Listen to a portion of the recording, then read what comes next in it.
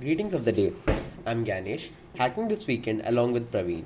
This is our submission to Dataday Grind III by MLH. This weekend, we set out on the verge to learn and implement data wrangling, mining, and visualization techniques.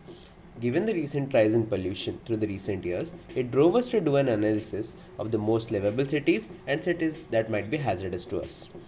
We have restricted this dataset to India only, and this dataset was borrowed from Kaggle, as you can see from here. Initially, we check for inconsistencies in the dataset by checking for null values and describe the dataset to understand it better.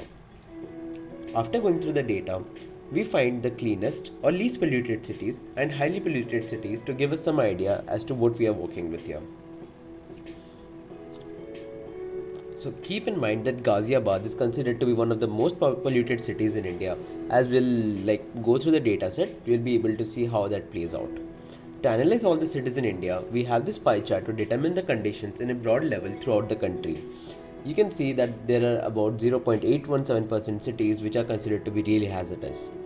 Next, we compare how the levels of pollution have changed before and after lockdown. If you can notice here, for the city Ghaziabad, we can see a sharp decrease in the value before and post lockdown.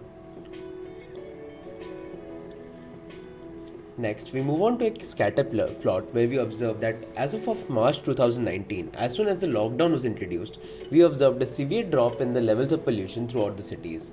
This continues till November, wherein we analyze that in November there's this festival called Diwali, which is the festival of light in India, where people burst fireworks and all, which might be the cause of increased pollution density.